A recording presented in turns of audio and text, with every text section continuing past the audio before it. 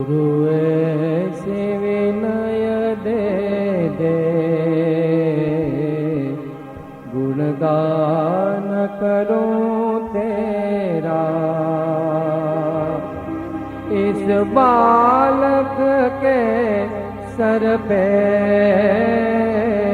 गुरु हाथ रहे तेरा। गुरु ऐसे विनय दे दे, गुणगान करूं तेरा। इस बालक के सिर पे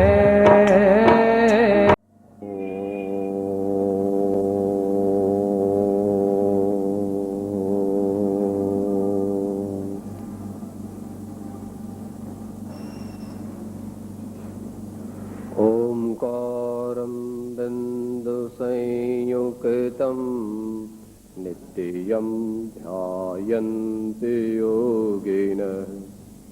कामदं मोक्षदं चैव ओंकाराय नमो नमः। मोक्षमार्गस्य नेतारम् एतारं कर्मभोभृताम् ज्ञातारं विश्वतत्त्वानां वन्दे तद्गुणलब्धये। अज्ञानतिमिरान्धानां ज्ञानाञ्जनशलाकया चक्षुरुन्मीलितं येन तस्मै श्री गुरवे नमः।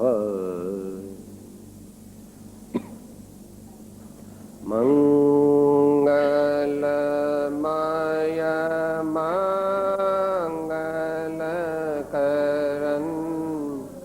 वीतराग विज्ञान नमो ताये जाते भये अरिहंत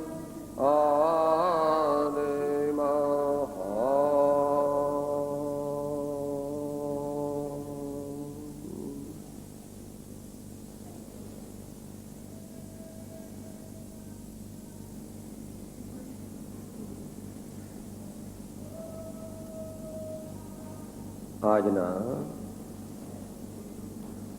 સ્વાધ્યાયમાં આપણો વિષય છે સત્સંગની આરાધના.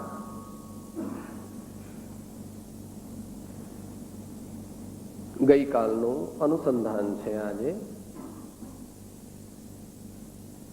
ગઈકાલે ટૂંકમાં આપણે સત્સંગનું સ્વરૂપ વિચાર્યું હતું કે આપણે કોઈ આત્મજ્ઞાની સત્પુરુષનો સમાગમ કરીએ તે એક પ્રકારનો સત્સંગ છે. એ ન મળે ત્યારે બીજા મુમુક્ષુ આત્માર્થી સત્સંગી શ્રેયાર્થી આત્માઓનો સમાગમ કરીએ એ બીજા પ્રકારનો સત્સંગ છે. એ પણ ન મળે ત્યારે મહાન પૂર્ણજ્ઞાની એવા તીર્થંકરાદી અને એવા મહાન આચાર્યો અને સંતોની વાણીનો આપણા આત્મકલ્યાણ અર્થે એનું વાંચન, વિચાર, મનન, શ્રદ્ધાન, અનુસરણ વગેરે કરીએ તે ત્રીજા પ્રકારનો સત્સંગ છે. આ બધા સત્સંગ ચોથા પ્રકારના સત્સંગને સિદ્ધ કરવા માટે કરવાના છે. આ બધા સત્સંગ કરીને શું કરવું છે? તારે સત એવા નિજ સ્વરૂપનો સંગ કરવો છે. અસંગ દશા પ્રાપ્ત કરવી છે. એને સત્સંગનું ફળ કહે છે. સત્સંગનું આખરી ફળ શું થવું જોઈએ? પોતાના જ સત સ્વરૂપ આત્માનો સંગ એટલો તલ્લીનતાથી થઈ જાય કે સમસ્ત કર્મો અને વિકારોનો નાશ થઈ જાય અને પૂર્ણ આનંદની પ્રાપ્તિ થઈ જાય. પણ એ પ્રોસિજર છે, એ જે વિધિ છે એ દીર્ઘકાલીન છે. એ ગઈકાલે વાત આપણે થઈ ગઈ હતી. મોટા પુરુષોને પણ એ ઘણા વર્ષો, દાયકાઓ અથવા સૂક્ષ્મ દ્રષ્ટિએ વિચારીએ તો ઘણા જન્માંતરોને અંતે તેની પૂર્ણ સિદ્ધિ થાય. પણ આપણે એવું વિચારવાની જરૂર નથી હો કે સાહેબ કેમ એમ કહો છો.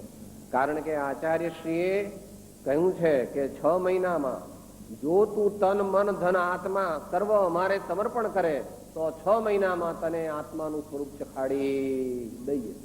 પણ અત્યારે પાછું એ આપણને લાગુ નથી પડતું, કારણ કે એવા ગુરુદેવ આચાર્ય પણ આપણને મળી શકે એવી કોઈ સંભાવના નથી. તેમ આપણે શિષ્ય પણ એવા નથી. હમણાં કઈ કહીએ કે આટલું કરવાનું છે, સાહેબ હમણાં તો મારી દીકરીના લગ્ન છે, સાહેબ હમણાં જ મારી સત્યસાઈ નથી રહેતી, એમ કરો આવતા વર્ષે આપણે. જયારે આજ્ઞા પાલન કરવાનો ટાઈમ આવે છે ત્યારે આપણને જુદા જુદા બહાના આપણે કાઢીએ. એ કારણ કે આપણે હજુ અંદરમાં એટલી પાકી શ્રદ્ધા પણ નથી, અને કદાચ સામાન્ય શ્રદ્ધા છે તો સાહસ કરીને તનસે મનસે ધનસે સબસે ગુરુદેવ કિયાન સ્વાત્મ બસે તબ કારજ સિદ્ધ બને અપનો રસ અમૃત પાવહી પ્રેમ. માટે આ સુધરેલા જમાનામાં તમારે ત્યાં મહેમાન આવે તો બહેનોને પૂછો કેવી રીતે ચા બનાવે છે. સાહેબ અમારે ત્યાં મહેમાન આવે ને તો ચા બનાવવાની, પણ દૂધ જુદું અને ખાંડ જુદી. કારણ કે આવે એમાંથી 80% ને તો ડાયાબિટીસ હોય, એટલે આપણે કેટલી કોને ખાંડ જોઈએ, એટલે જેને જેટલી ખાંડ નાખવી હોય એટલું ગળપણ જોઈએ, એ પ્રમાણે ખાંડ. એમ તું પણ જેટલો પુરુષાર્થ કરે એટલી તને પ્રાપ્તિ. હા, ભગવાનને ઘેર પણ એવું છે. જેટલો જીવ સત્પુરુષાર્થ કરે એટલી એને પ્રાપ્તિ થાય. અને સત્પુરુષાર્થ કરવાનો ગાળો આટલો જ છે. જે કંઈ તારા જીવનના હવે 30, 40, 50, 60 વર્ષ બાકી રહ્યા છે એટલા જ છે. કારણ કે આગળ future is not known to you at the moment. જે આ દેહ છૂટ્યા પછી તું ક્યાં જઈશ અને ત્યાં શ્રી સગવડ હશે આત્માના કલ્યાણની, પ્રભુ અને સદગુરુના સમાગમની અને તેમની આજ્ઞાના આરાધનની, એ આપણા જ્ઞાનનો વિષય અત્યારે છે નહીં. તો એ વાત આપણને અહીં આચાર્ય શ્રી કહે છે કે ભાઈ એ 6 મહિના આપણે લાગુ પાડવા નહીં, એને યુઝ્યુઅલી 10 ગુણી નાખવા. એટલે આશરે 6 વર્ષથી માંડી અને 12 વર્ષ કે 24 વર્ષની અંદર જેવો તારો પુરુષાર્થ હોય તેટલા પ્રમાણમાં તને આત્માની સિદ્ધિ થઈ શકે. તો એ આપણે ચોથા પ્રકારનો સંગ જે છે, પોતાના જ આત્માનો સંગ કરવા માટે આ બધી પ્રવૃત્તિ આપણે કરીએ. એટલી વાત આપણે ગઈકાલે થઈ હતી. હવે આજનો વિષય ચાલુ થાય છે. તો શું કહે છે કે ભાઈ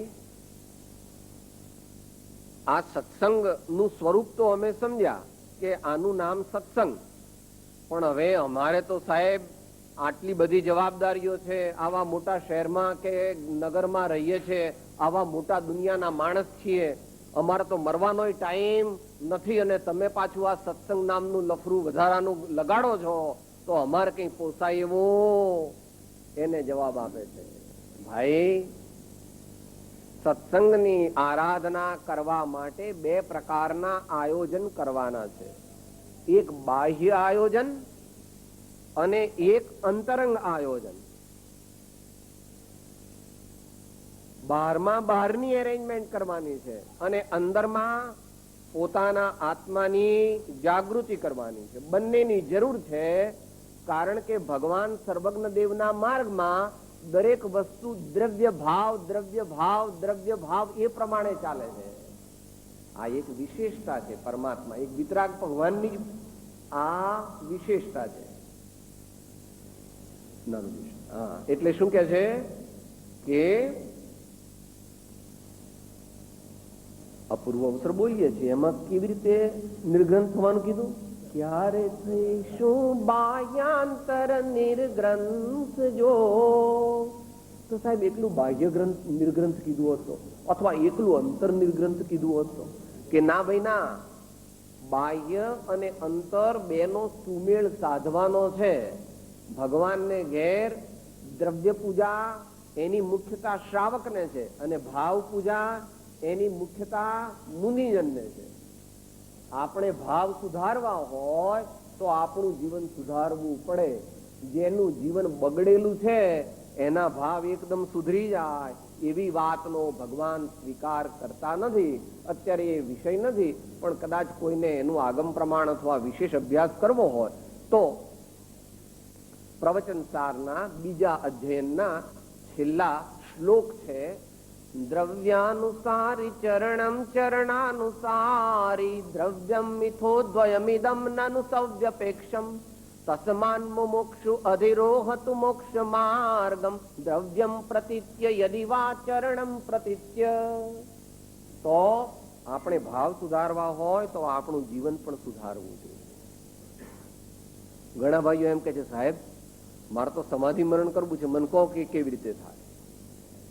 જેને સમાધિ મરણ કરવું હોય તેને સમાધિ જીવન બનાવવું પડે. જેના જીવનમાં સમાધિ નથી તેના મૃત્યુમાં સમાધિ ન આવી શકે, કારણ કે મૃત્યુ તે જીવનનો સરવાળો છે.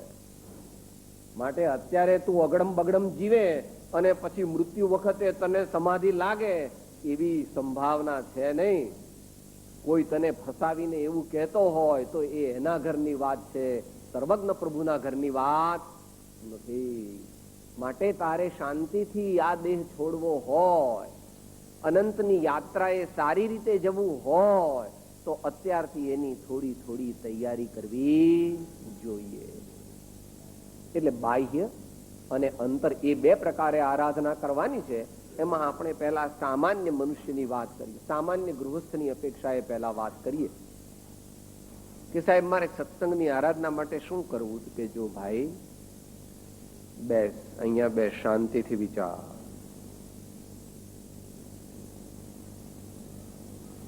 રવિવારે સવારે 8:30 વાગ્યાથી 11:30 વાગ્યા સુધી તારે દુનિયાના કામોને રદિયો આપી દેવો પડે. પહેલા તમારી ગવર્મેન્ટ પણ રવિવારે તો રજા આપે છે, અને અમુક દેશોમાં તો શનિ રવિની પણ રજા હોય. માટે રવિવારે સવારે 8:30 થી 11:30 સુધી તારે સાંસારિક કાર્યોને તિલાંજલિ આપવી પડે. એવું સાહસ કેળવવું જોઈએ, નૈતિક હિંમત કેળવવી જોઈએ કે આ ટાઈમે હું કોઈ ધંધો નોકરી વેપાર કશા માટે અવેલેબલ નથી. મારા આત્માના કલ્યાણમાં મારે અઠવાડિયામાં એક વાર રવિવારે 8:30 થી 11:30 જવાનું છે, એમ નક્કી કરવું જોઈએ. બધા ભાઈઓનું મોઢું ઉતરી ગયું, વાંધો નહીં. હા, કારણ કે ભગવાનની આજ્ઞા પ્રમાણે ચાલવાની હજુ અંદરમાં શ્રદ્ધા અને સાહસ બનતા નથી. પણ જ્ઞાની પુરુષો કહે છે, ગમે તો આજે, ગમે તો કાલે, ગમે તો લાખ વર્ષે કે તેથી વહેલે કે મોડે હે જીવ, તારે આ પ્રમાણે કર્યા વિના બીજો કોઈ પણ છૂટકો. માટે તારે આમ કરવું જ.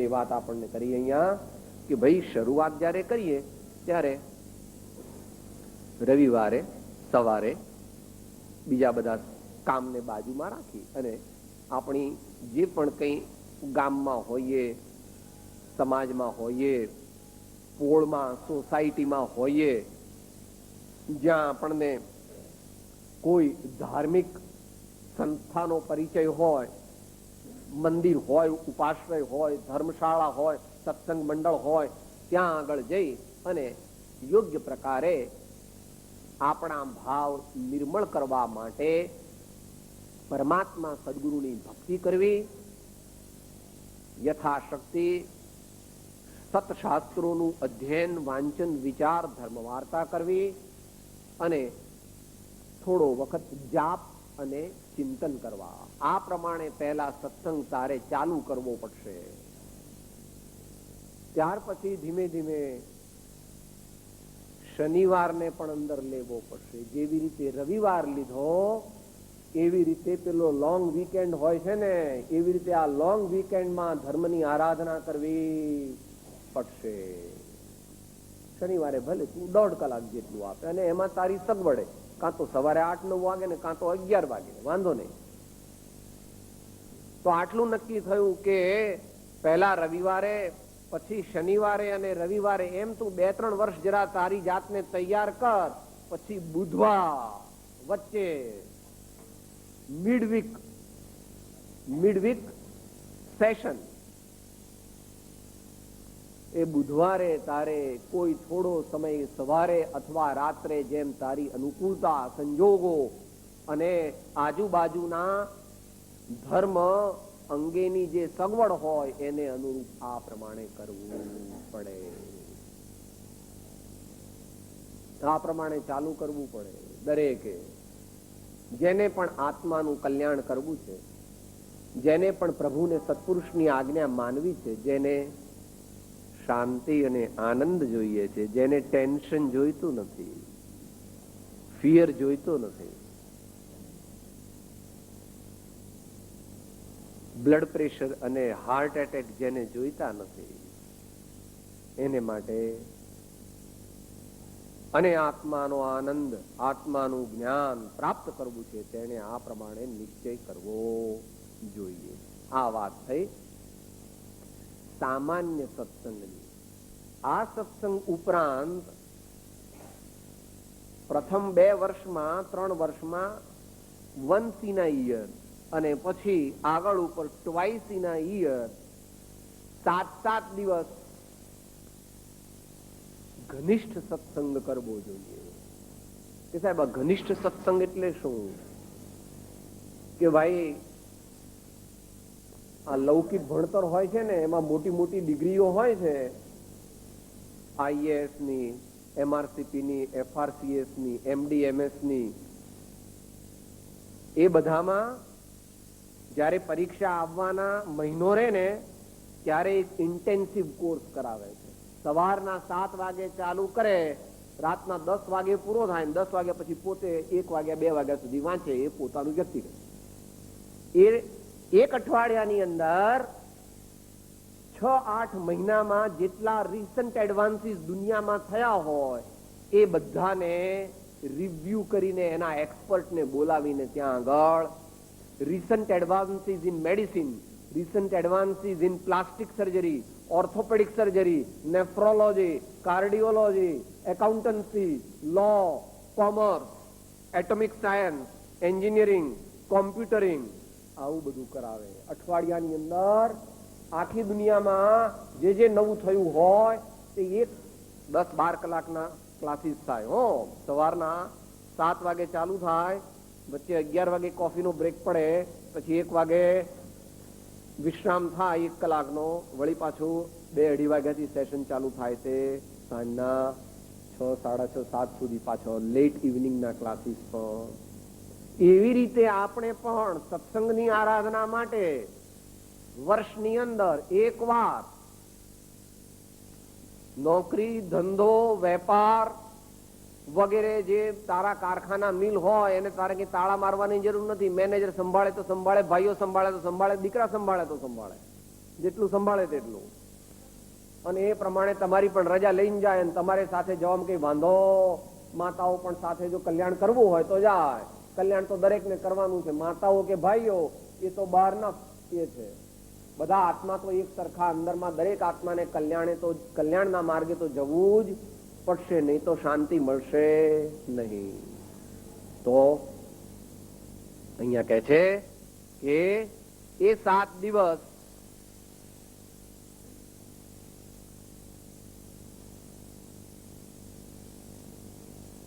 સંપૂર્ણ આત્મકલ્યાણની આરાધના.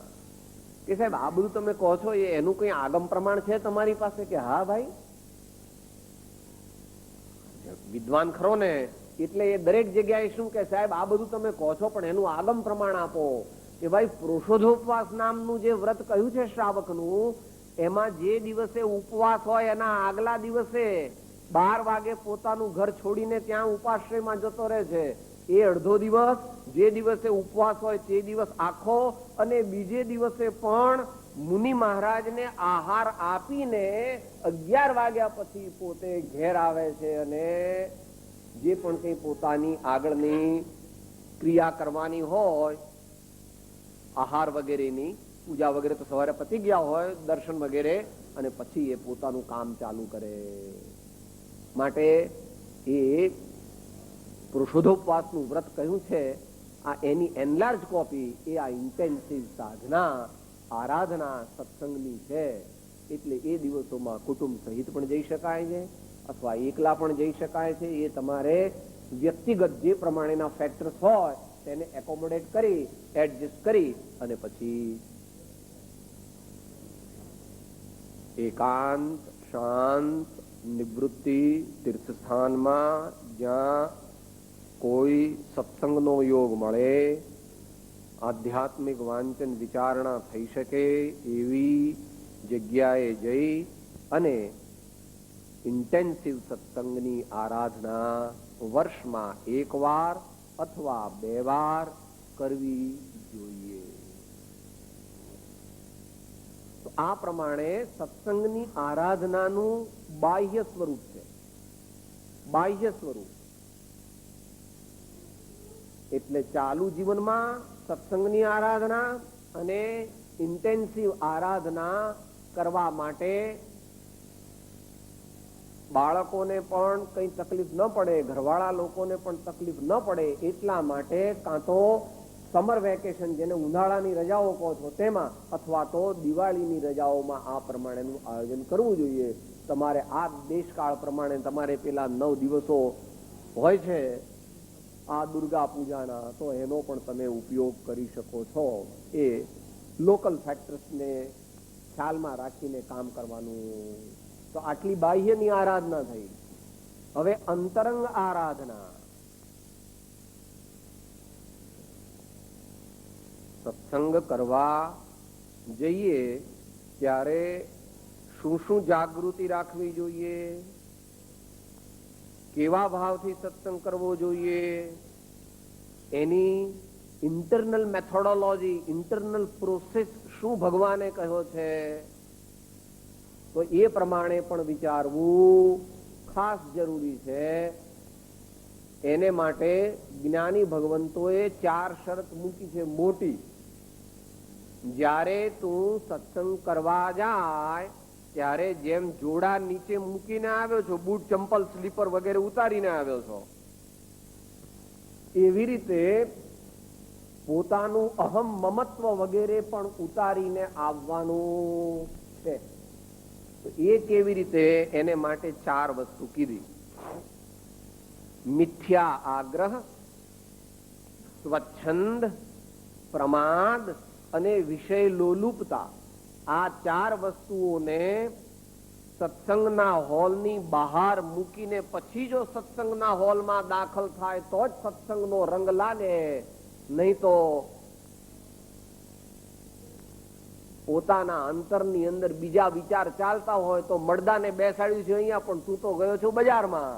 આજે આટલા ચેક આવવાના બાકી છે, આજે આ લોકો પેલો મુનિમજી રજા પર છે એટલે મારે પાછા બીજાને કોઈને બેંકમાં મોકલવો પડશે. બધું અંદરમાં. તું બેઠો છું સત્સંગમાં, ખરેખર તું બેઠો નથી, આ પડોશીને બેસાડ્યો અહીંયા, અને તું ક્યાં ફરવા ગયો? બજારમાં. માટે તું સત્સંગ કરતો, તારું પડોશી સત્સંગ કરે તો એને તો કઈ ખબર નથી.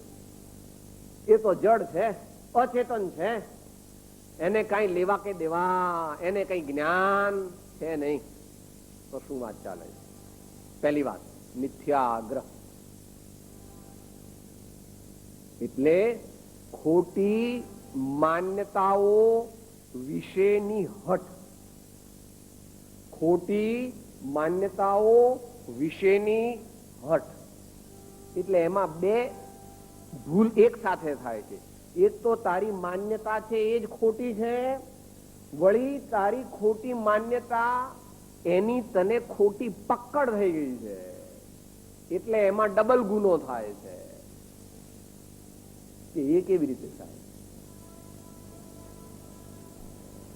હે ભવ્ય, તું છો ચૈતન્ય આત્મા અને તું કે છે કે હું તો 5 ફૂટ ને 11 ઇંચ 150 રતલ વજન, મારી મૂછો 3 ઇંચ, આજકાલ તો હોતી નથી બહુ, પણ 3 ઇંચની મૂછો.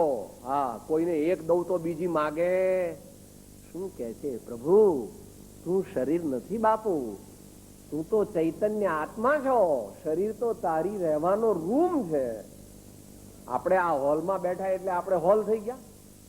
આપણે અત્યારે આ હોલમાં બેઠા છીએ એટલે આપણે ઈંટ થઈ ગયા, તો આપણે બારણું થઈ ગયા, તો આપણે આ લોખંડની જાળી બની ગયા. એ તો અહીંયા બેઠા છીએ, રહેવા આવ્યા છીએ. પછી પાછા હમણાં બધા પોતપોતાની રીતે પોતપોતાને રસ્તે, પણ ભાવ એ ન લઈ જતા હો. જે ભાવ આ લઈને આવ્યા હતા એ ભાવને એ ભાવથી બહાર જતા નહીં. કઈક 2-4% પણ સાથે લઈ જવું જોઈએ. મિથ્યા અને પાછી હઠ કરે છે, હઠ કરે છે.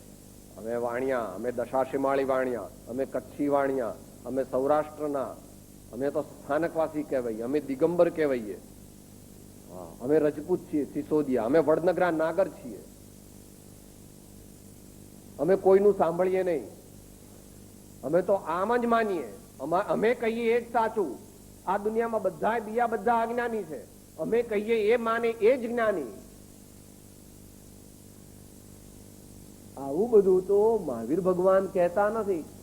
મહાવીર ભગવાન તો એમ કે છે કે વિશ્વનું સ્વરૂપ જેવું છે તેવું જે જાણે અને માને તે સમ્યક દ્રષ્ટિ. પછી તે નરકનો જીવ પણ હોઈ શકે, પશુ પણ હોઈ શકે, વાણિયો, બ્રાહ્મણ, પટેલ, રજપૂત, દિગંબર, શ્વેતાંબર, સ્વામિનારાયણ, વૈષ્ણવ, એવો કોઈ પણ હોઈ શકે. ભગવાન કહે છે જાતિ વેશનો ભેદ નહીં કહ્યો માર્ગ જો હોય, સાધે તે મુક્તિ લહે જેમાં ભેદ ન. ભગવાનને ઘેર નાત જાતનો ભેદ નથી. ભગવાનને તો કંપની મોટા ભાગે કોની હોય છે? જયારે મુનિ તરીકે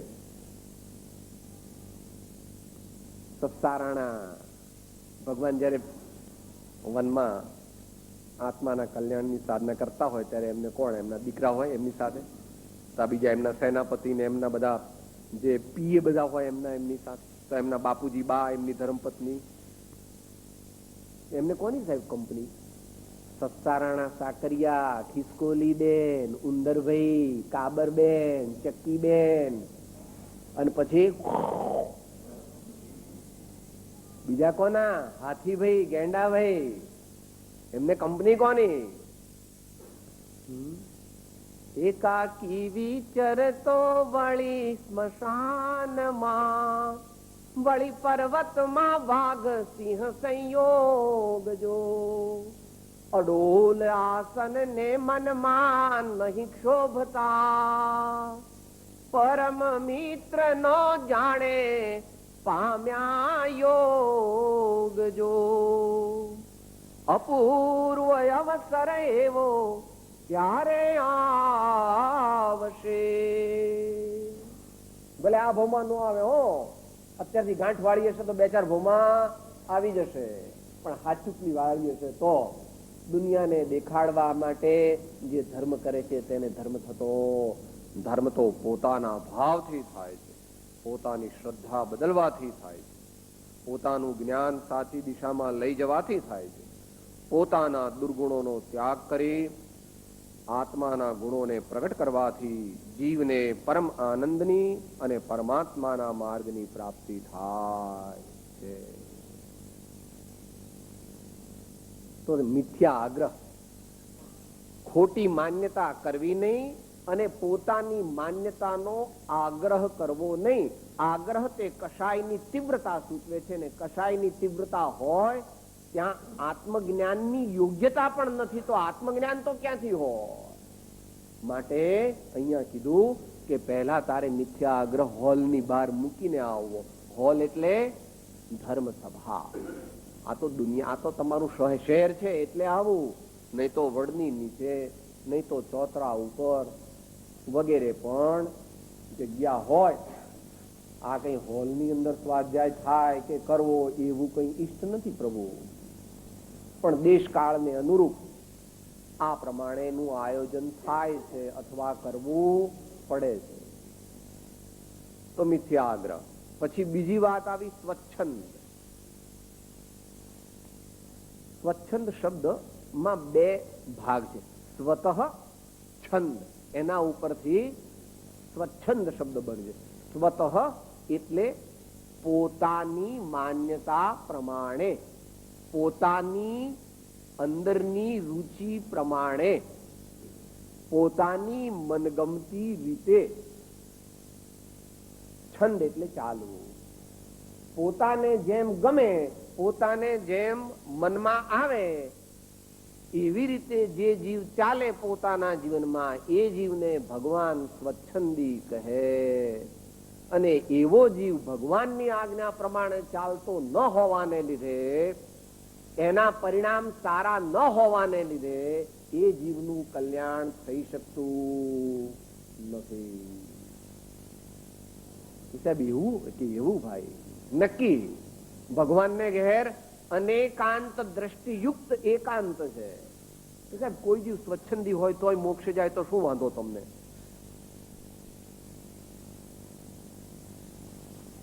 શું કે છે ભાઈ તું?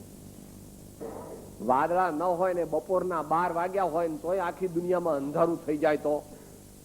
એવું બનતું જ નથી. એવો વસ્તુનો સ્વભાવ જ નથી.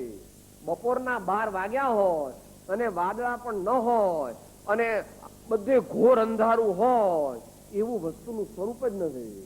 અજવાળું જ હોય. સૂર્યના પ્રકાશથી બધે અજવાળું જ હોય. એમ જ્યાં સુધી સ્વચ્છંદ હોય ત્યાં સુધી જીવનો મોક્ષ થઈ શકે નહીં. એમ શ્રી આત્મસિદ્ધિ શાસ્ત્રમાં બંને પ્રકારે સ્વચ્છંદનો નિષેધ કરાવ્યો છે. એ બે ગાથાઓ આ પ્રમાણે છે. પહેલી ગાથા છે, રોકે જીવ સ્વચ્છંદ તો પામે અવશ્ય મોક્ષ. પામ્યા એમય અનંત છે ભાખ્યું જીન નિર્દોષ. સ્વચ્છંદ મત આગ્રહ ત્યજી વર્તે સદગુરુ લક્ષ. સમકિત તેને ભાખ્યો કારણ ગણી પ્રત્યક્ષ. સમકિત તેને ભાખ્યો કારણ ગણી પ્રત્યક્ષ. એના અનુસંધાનમાં જ આચાર્ય પ્રવર શ્રી હરિભદ્ર સૂરીએ કીધું, આણાએ ધમ્મો આણાએ તવો. પરમાત્મા અને સદગુરુદેવની આજ્ઞા તેને અનુરૂપ ચાલવું તે જ ધર્મ છે, અને તેમની આજ્ઞાને અનુરૂપ જીવન જીવવું તે જ તપ છે. બે વાત થઈ. આપણે જયારે સત્સંગ કરવા જઈએ ત્યારે કેવા ભાવ લઈને જવું? આપણો મિથ્યા આગ્રહ જે છે અંદરમાં, અથવા સ્વચ્છંદ છે, હું કલેક્ટર છું, હું કમિશનર છું, હું મોટામાં મોટો ઇન્ડસ્ટ્રીયાલિસ્ટ છું, હું કરોડપતિ છું, ઇન્ટરનેશનલ ફિગર છું, હું ત્યાગી છું, હું મોટો શાસ્ત્રનો જ્ઞાતા છું, હું મોટો આચાર્ય છું, મેં આટલી દીક્ષાઓ આપેલી છે, મારું આટલું શાસ્ત્ર જ્ઞાન છે, મેં આટલા મંદિરો બંધાવ્યા છે, મારા આટલા દીકરા છે, અમારા આવા વેવઈ છે. આવું બધું વિવેકી પુરુષોએ વિચારવું નહીં. આપણે જયારે સત્સંગમાં જઈએ ત્યારે શું વિચારવું? मैं संतन को दास जिन्होंने मन मार लिया. मैं संतन को दास जिन्होंने मन मार लिया. જેણે મનને જીતી લીધું છે એવા સંતનો હું સેવક છું. પરમાત્માનો તો હું દાસાનું દાસ છું. એવા સાચા ભાવથી સત્સંગ કરવા જાય, ઓપન માઇન્ડેડ હોય, સત્યને સમજવાની સરળતાથી પોતાની તૈયારી હોય, પોતાની ભૂલ સમજાય તો 50 વર્ષથી પકડી રાખેલી ભૂલ પણ જો સમજાય તો તત્ક્ષણ છોડી દેવાની આપણી તૈયારી હોવી જોઈએ. ત્યારે આત્માની પ્રાપ્તિની પૂર્ણ યોગ્યતા આવે. બે વાત થઈ ગઈ, સ્વચ્છંદ મિથ્યા આગ્રહ અને સ્વચ્છંદ છોડીને સત્સંગ કરવા જવું. ત્રીજી વાત છે પ્રમાદ. પ્રમાદ મહાવીર ભગવાને તો ગૌતમ સ્વામીને કીધું હતું કે તારે સમયમ ગોયમ માપમાય, એક સમય પણ પ્રમાદ કરવો નહીં. અનેક આચાર્ય ભગવંતોએ પ્રમાદનું વિસ્તૃત વર્ણન કર્યું છે, કારણ કે બંધના 5 કારણોમાં ત્રીજું કારણ તે પ્રમાદ છે. મિથ્યાત્વ, અવિરતિ, પ્રમાદ, કષાય અને યોગ, 5 બંધના કારણ સર્વજ્ઞ ભગવાને કહ્યા છે. માટે પ્રમાદ એનું વર્ણન પરમ કૃપાળુ શ્રીમદ રાજચંદ્રજીએ અહીંયા આગળ મોક્ષ માળામાં 50મા પાઠમાં કરેલું છે, ત્યાંથી પણ વિચારવું. અત્યારે પ્રમાદ છોડીને આવવું એટલે શું? ધર્મ વાર્તાનો સ્વાધ્યાય પ્રવચનનો સમય હોય એ પહેલા 5 મિનિટે પહોંચી જઈએ એવું આયોજન કરવું. બહુ જ પાછળ ન બેસવું બને ત્યાં સુધી. પણ એ તો મોડા આવીએ તો પાછળ બેસવું પડે. બહુ જ મોડા ન આવવું, બહુ જ પાછળ ન, ટેકો દઈને ન બેસવું. બની શકે ત્યાં સુધી ટેકો દઈને ન બેસવું. કોઈ શારીરિક કારણ હોય તો જુદી વાત છે.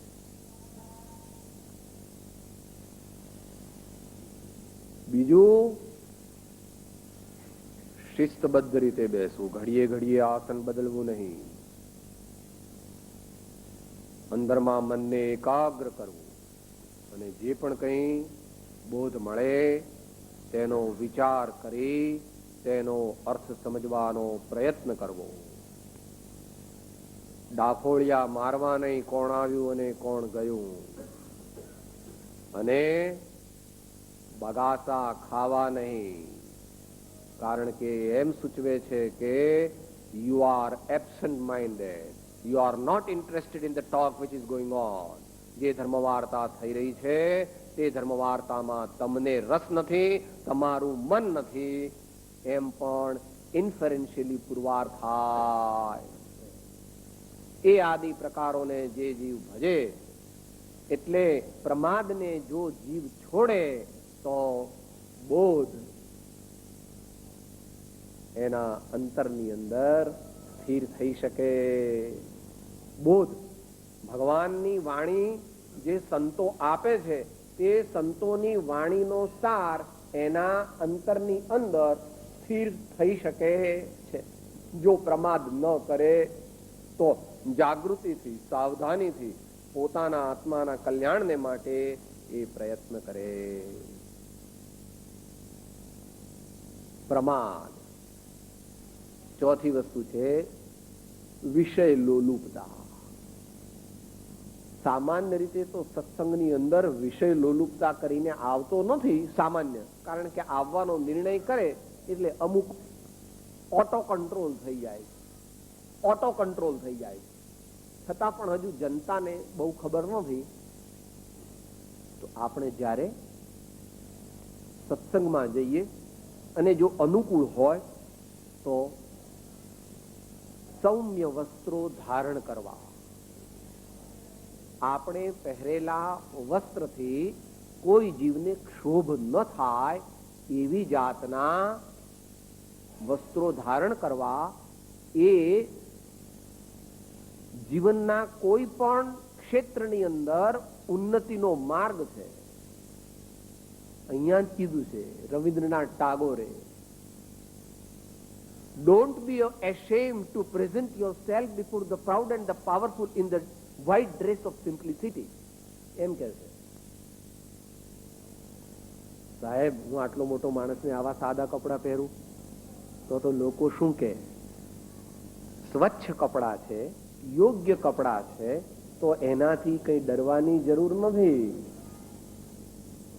માટે જ્યારે આપણે સત્સંગ આદિમાં જઈએ ત્યારે સૌમ્ય યોગ્ય વસ્ત્રનું પરિધાન બાહ્ય છે, પણ બાહ્યની પણ અસર છે.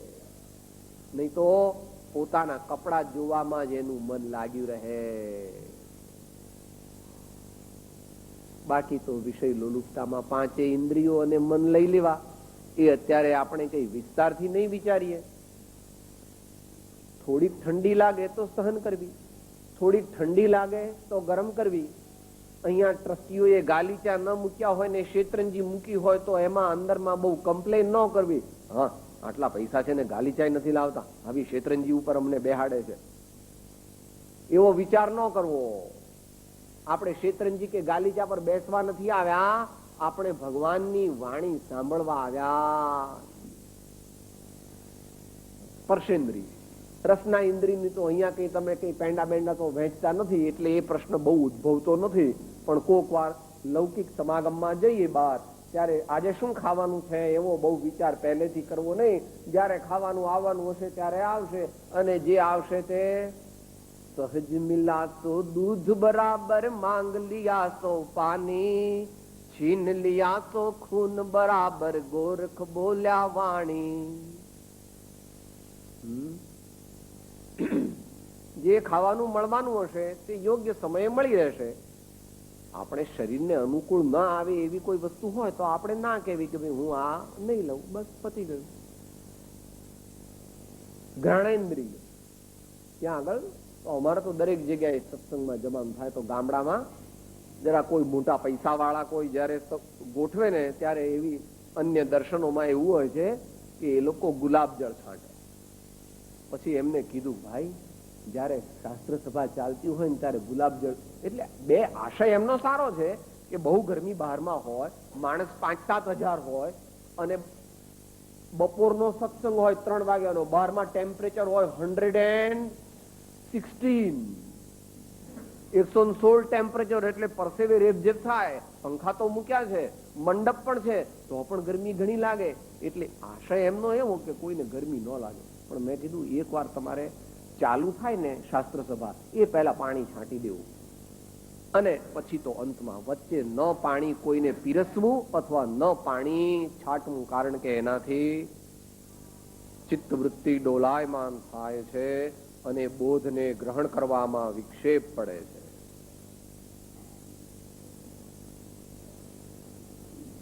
નેત્રેન્દ્રિયની વાત તો આવી ગઈ કે આજે સત્સંગમાં કોણ આવ્યું કોણ ન ગયું, કે તું કઈ પ્રેઝન્ટ પૂરનારો નથી કે કોણ આવ્યું કોણ ન આવ્યું, એવી કઈ આપણે બહુ માથાકૂટ કરવી. અને શ્રોત્રેન્દ્રિયનો વિષય એટલે શ્રોતા હોય, વક્તા હોય, એ વક્તાનું કદાચ ગળું સારું ન હોય તો એમનો જાડો અવાજ હોય કે પાતળો અવાજ હોય એ કઈ મુખ્ય નથી. પણ તેઓ શ્રી જે કહે છે તેમાં મુખ્ય 3-4 વસ્તુઓ હોવી જોઈએ.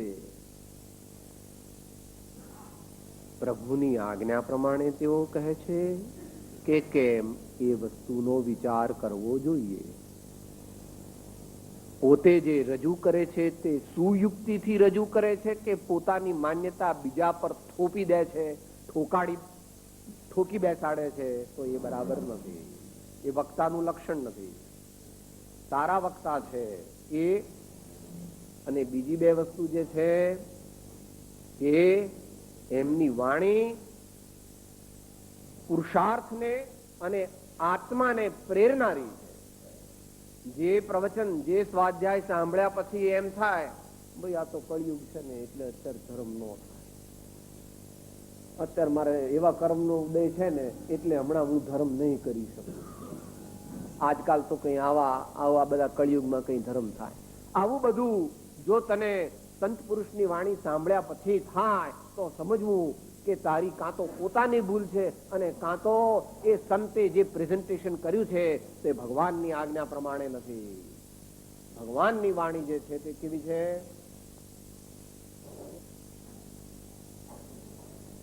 સુસ્થાપ નિજને મોક્ષ પંથે ધ્યાનો ભવતે હને, તેમાં જ નિત્ય વિહાર કર નહીં વિહર પર દ્રવ્યો વિશે. જો ઈચ્છો પરમાર્થ તો કરો સત્ય પુરુષાર્થ, ભવ સ્થિતિ આદિ નામ લે છેદો નહીં આત્મા. ये नहीं है कल्पना, ये ही नहीं विभंग, कई नर पंचम काल में देखी वस्तु अभंग, वीर जी ने चरणे लागू वीरपणु ते मागू रे, मिथ्या मोह तिमिर भय भाग्यू जीत नगारो वाग्यू रे, वीर जी ने चरणे लागू वीरपणु ते मागू रे. ભગવાન વિતરાગની વાણી એ સાંભળીને જો તારો આત્મા પોતાના કલ્યાણનો નિર્ણય ન કરે તો સમજવું કે તે ભગવાનની વાણી સાંભળી. બીજા ઘણા જ્ઞાનીની વાણીના અંગ છે, પણ છેલ્લું અગત્યનું અંગ છે, તેઓ જે બોલે છે તે કંઈ ગોખેલું બોલે છે, ગોખેલું બોલે છે, ગોઠવેલું બોલે છે, માત્ર યાદ કરેલું બોલે છે, મેનિપ્યુલેશન કરીને બોલે છે કે એમના જીવનના અનુભવમાંથી બોલે છે. એ પણ જ્ઞાનીની વાણીને સમજવા માટેનું એક અગત્યનું મુદ્દો છે. જ્ઞાનીની વાણી એના જીવનમાંથી આવે છે, અનુભવમાંથી આવે છે, સહજ છે, તે પ્રવહે છે. તેને માટે કોઈ આર્ટિફિશિયલ મેનિપ્યુલેશન કરવા પડતા. He speaks what he trusts and what he has experienced and what he wants to experience in life. માટે જેની અનુભવ વાણી છે તે વાણી તે આપણને પુરુષાર્થમાં વધારે પ્રેરક. તો 4 વાત થઈ. આપણે હવે જ્યારે સત્સંગ કરવા જઈશું ત્યારે જેવી રીતે સ્લીપર અને બૂટ અને ચંપલ બહાર ઉતાર્યા છે એવી રીતે આપણું અહમપણું, જે કરોડપતિપણું, આટલા દીકરા, આટલું મારો હોદ્દો, આવો પ્રમુખ છું હું, આવો સેક્રેટરી છું, આવો પ્રિન્સિપાલ છું, એવા બધા જે મનમાં ભ્રમ છે એ બધા કાઢીને મિથ્યા આગ્રહ છોડીને આવવું, સ્વચ્છંદ છોડીને આવવું, બહાર મૂકીને આવવું, પ્રમાદ કરવો નહીં, પ્રમાદ બહાર મૂકીને આવવો, અને વિષય લોલુપતા રાખવી નહીં, પણ મારે મારું જીવન પવિત્ર બનાવવું છે, શુદ્ધ બનાવવું છે, ઉન્નત બનાવવું છે, આનંદમય બનાવવું છે. એવો નિર્ણય કરીને જે જીવ ભગવાનની વાણી, સંતોની વાણી સાંભળે છે અને સાંભળીને એને સમજી વિચારીને ગ્રહણ કરે છે, તો આચાર્ય મહારાજે તો એને આપણે કહીએ છીએ ને કોરો ચેક આપ્યો છે કે સાહેબ શું થાય ભગવાનની વાણી, કે અત્યારે વિષય નથી, કોક વાર એ વિષય આવશે ત્યારે લઈશું, પણ પ્રાસંગિક આચાર્યશ્રીએ સમયસાર નાટક એટલે સમયસાર કળશમાં એવી પ્રતિજ્ઞા કરી છે કે મહારાજ સ્વામીની વાણી ખરેખર તો પોતાની જ હો, પણ તેઓ એટલા વિનયવાન છે કે પોતાની વાણી કહેતા આ પણ જ્ઞાનીનું એક મહાન લક્ષણ છે. આચાર્ય કે જ્ઞાની પુરુષો શું કહે છે, કેવી રીતે લખ્યું, ઇતિ જીર્ણા વિનતી, ઇતિ જીર્ણા વિનતી, એમ જીનેશ્વર ભગવાન કહે છે તો પોતે. તમે પણ શું બોલો છો,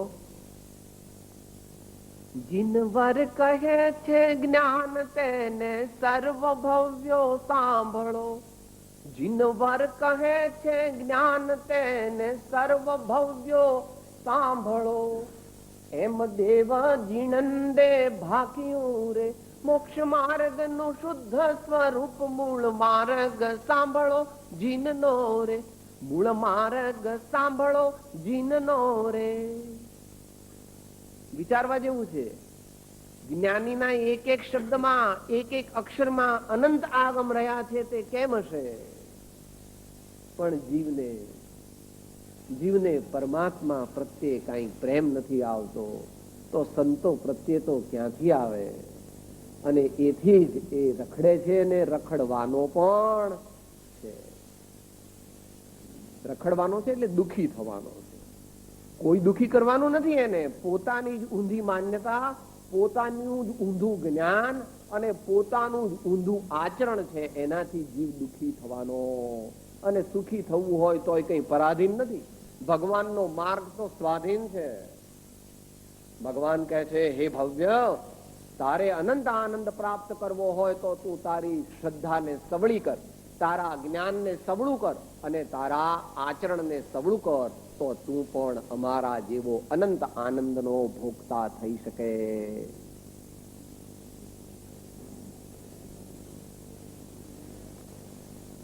અહીંયા એ મુદ્દો પૂરો થાય છે. સત્સંગની આરાધના કરવા માટે બાહ્ય આયોજન કરવા, રવિવારની વાત થઈ, પછી શનિવારની વાત થઈ, પછી બુધવારની વાત થઈ, પછી દિવાળીની રજાઓની વાત થઈ, પછી ઉનાળાની રજાઓની વાત થઈ, અને તમારે અહીંયા ક્ષેત્રકાળ પ્રમાણે આ જ્યારે વેકેશન જેવું પડતું હોય, આ દિવાળી પહેલા આવે છે તમારે દિવસો, એ વખતે અને અંતરમાં 4 વસ્તુઓ છોડીને પછી સત્સંગ કરવા જવો. મિથ્યા આગ્રહ રાખવો નહીં, સ્વચ્છંદને સેવવો નહીં, પ્રમાદ કરવો નહીં, અને વિષય લોલુપતાને વશ થવું. આવી રીતે જે ભવ્ય જીવ પોતાના આત્માના કલ્યાણને માટે સત્સંગની આરાધના કરે છે, તેને ક્યાં બાકી રહી ગયા? That is the last thing. હવે આવે છે સત્સંગનું ફળ અને સત્સંગનું મહાત્મ્ય. સત્સંગનું ફળ અને સત્સંગનું મહાત્મ્ય. સત્સંગનું ફળ તો છેલ્લી મિનિટમાં કહીશું. એ પહેલા સત્સંગનું મહાત્મ્ય. સત્સંગનું મહાત્મ્ય ભગવાને તો કહ્યું જ છે કે સાહેબ એ કેવી રીતે? ભગવાને ચતુર્વિધ સંઘની રચના કરીને એમાં આચાર્યના શરણે બધાય રહે છે. આચાર્ય એટલે જ્યારે પરમાત્મા ન હોય ત્યારે આચાર્ય એ સંઘના નાયક. શ્રાવકો, શ્રાવિકાઓ, સાધ્વીઓ બધાય ચતુર્વિધ સંઘ, બધો સંઘ જે છે તે આચાર્ય શ્રી અથવા તો એ જે સદગુરુદેવ છે તેમના સાનિધ્યમાં રહી તેમનો સત્સંગ કરી અને આપણે આપણું કલ્યાણ કરવાનું માટે ભગવાને સત્સંગને બિરદાવ્યો. શ્રીમદ શંકરાચાર્યજી મહારાજે એનું થોડું લોજિક આપ્યું છે કે સત્સંગથી ફાયદો થાય છે એ તો સૌ સ્વીકારે છે, પણ કેવી રીતે ફાયદો થાય છે એને વિશે તેઓ કહે છે. સત્સંગત્વે નિસંગત્વમ, નિસંગત્વે નિર્મોહત્વમ, નિર્મોહત્વે નિશ્ચલ ચિત્તમ, નિશ્ચલ ચિત્તે જીવન મુક્તિ. શું થાય? આપણે જો સત્સંગ કરીએ તો સત્સંગ કરવાથી મોહ ઓછો થાય છે, કારણ કે સત્સંગની અંદર મોહ વધારવાની વાત હોતી. સત્સંગ કરવાથી નિર્મોહપણું થાય. નિર્મોહપણું પ્રાપ્ત થવાથી જીવને નિસંગતા આવે, અને નિસંગતા આવવાથી એનું મન જે છે, ચિત્ત છે, એ ચંચળ નથી રહેતું, સ્થિર થાય. એને તેનું મન પરમાત્મામાં અને આત્માના ધ્યાનની અંદર સ્થિર થાય છે. અને જેનું ચિત્ત, જેનું મન આત્માના ધ્યાનની અંદર અને પરમાત્માના ચરણની અંદર સ્થિર થાય છે, એને મુક્તિ દૂર નથી. મુક્તિ એટલે આનંદ. હો ભાઈ, કોઈ આ લોકો વિચાર કરતા હોય કે સાહેબ મુક્તિ એટલે શું? વર્તમાનમાં મુક્તિ એટલે મોક્ષ જે છે, મોક્ષ થાય, મોક્ષનો માર્ગ પ્રાપ્ત થાય, એ જ સેકન્ડે તને આનંદનો અનુભવ થાય. બાકીના રહેલા જીવનમાં પણ તને શાંતિ અને આનંદ રહે. જયારે આ દેહ છોડવાનો વખત આવે ત્યારે સમાધિ મરણની પ્રાપ્તિ થાય. તું અહીંથી જ્યાં જવાનો હોય ત્યાં સર્વ પ્રકારની સગવડો તને મળે, અને થોડા કાળની અંદર તું પરિપૂર્ણ પરમાત્મા થઈ જાય. એટલે મોક્ષમાં ક્રેડિટ નથી, cash term, strictly cash term છે. ક્રેડિટ એ તો એક્સ્ટ્રા છે. જે જીવ ધર્મ કરે તેને શાંતિ અને આનંદનો અનુભવ તત્ક્ષણ થાય છે. જેટલા પ્રમાણમાં સાચો ધર્મ કરી શકે તેટલા પ્રમાણ. આ ઉપરાંત આ ભારત દેશની અંદર દરેક સંતોએ એનો મહિમા વિસ્તારથી ગાયેલો છે. સત્સંગનો મહિમા દરેક સંતોએ ગાયેલો છે. તમે ઘણા પદ બોલો છો, આપણે 1-2 પદની 1-2 લીટી લઈએ છીએ, પરંતુ તે સત્સંગ વિશે દરેક આ ભારત વર્ષના સંતોએ સત્સંગનો મહિમા ગાયો. एक घड़ी आधी में पुनि आध, तुलसी संगत संत की कटे कोटि अपराध, कटे कोटि अपराध.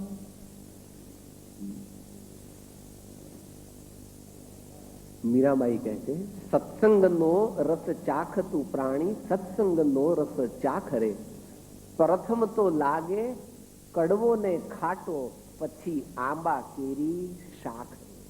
જયારે સત્સંગ કરવા આવે ને ત્યારે બેસે ત્યારે એમ કે અહીંયા તો એર કન્ડિશનર નથી રાખ્યું, શું આ લોકો કઈ વ્યવસ્થા જ નથી બરાબર.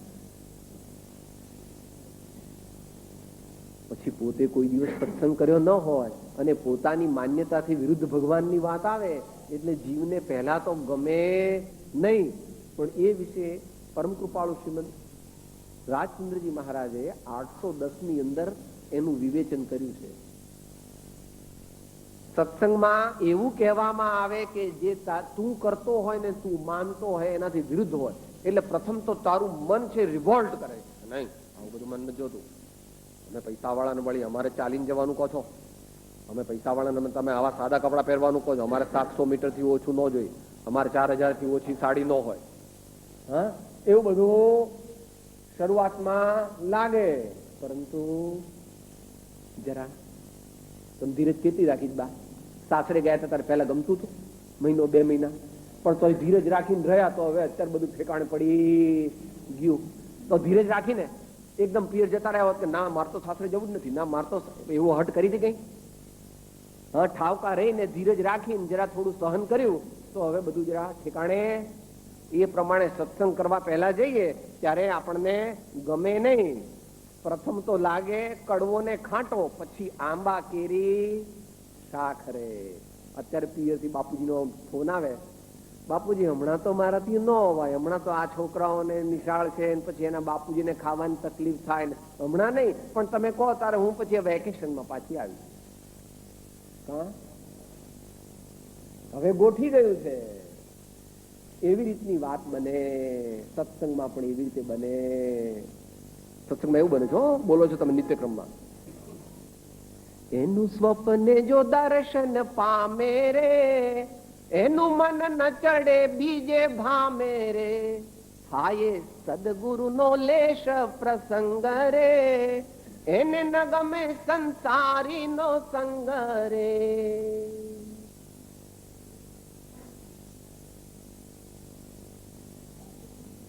જેને સત્સંગ થાય એનું જીવન જે છે, સત્સંગ થાય એટલે સત્સંગની નિશ્ચય અસર થાય. સત્સંગ ક્યારે થયો કહેવાય? પોતાના આત્માનો સમાગમ થાય, પોતાના આત્માનો અનુભવ થાય, ભલે અંશે. એને પરમાર્થ સત્સંગ કહેવામાં આવે, એને નિશ્ચય સત્સંગ કહેવામાં આવે. એટલે સ્વરૂપ લક્ષે જીન આજ્ઞા આધીન જો, સ્વરૂપ લક્ષે જીન આજ્ઞા આધીન જો. તો અહીંયા આગળ આપણો વિષય ટૂંકમાં લગભગ સમાપ્તિને પામે છે કે આ પ્રકારે સત્સંગની આરાધનાનું આયોજન જે પણ કોઈ વિવેકી આત્માઓ હોય તેમણે કરવાનો નિશ્ચય કરવો જોઈએ, પ્રતિજ્ઞા કરવી જોઈએ કે મારે આ મનુષ્ય ભાવ સફળ કરવો છે અને એ સફળ કરવા માટે મેં નિશ્ચય કર્યો છે. જેમને વિશેષ વાંચવું હોય તેમણે શ્રી મોક્ષમાળાનો 24મો પાઠ વાંચવો અને શ્રીમદ રાજચંદ્ર વચનામૃતની અંદર ઘણી જગ્યાએ બધી વાત કહેલી છે, પણ વિશેષપણે 609 અને 856 એમાં સત્સંગથી જીવને કેવી રીતે લાભ થાય છે એનું લોજિકલ અને એક્સપિરિયન્શિયલ લેવલે, એટલે પોતાના સ્વાનુભવથી પોતાને જે ફાયદો થયો તે વાત બતાવેલી છે. તે વાત આ પ્રમાણે આપણે જાણી અને આપણા આત્માઓ એટલે આપણે સૌ એવો નિશ્ચય કરીએ કે હવે અવશ્ય હું સત્સંગ કરીશ, મારા આત્માને ઉન્નતિના રસ્તે લઈ જઈશ અને અલ્પકાળમાં મારે પૂર્ણ જ્ઞાન અને પૂર્ણ આનંદની દશા પ્રાપ્ત કરવી છે, એવો આપણે નિશ્ચય કરવો. એ પ્રકારે અહીંયા અત્યારે આપણે આ વિષય પૂરો કરીએ. વિશેષ કોઈ સમય વિચારશું.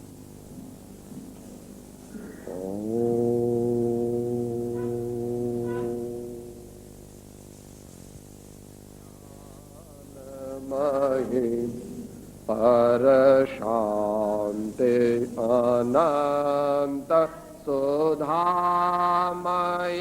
જે પ્રણમો પદ તે વરતે જયતે પ્રણમો પદ તે વરતે જયતે.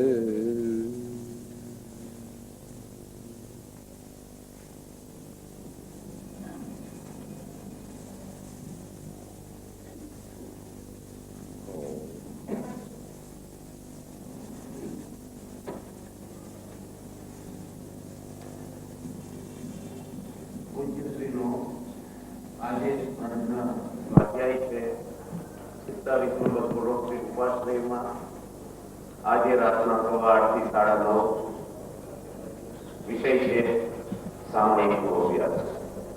સૌ ભાઈ બહેનો ત્યાં સમયથી વધારે એવી મારી વિનંતી છે. આજે આપ જાણો છો તેમ એસએફઆઈનું મોટું પ્રોસેશન આખો દિવસ ચાલુ રહેશે, એટલે આપ એ રીતે સમય પર પહોંચો તેવો પ્રબંધ કરશો.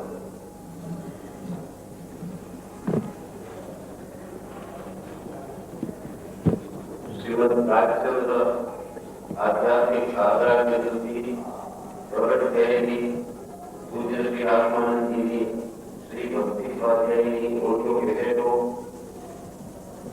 નીચે ભાઈઓ એ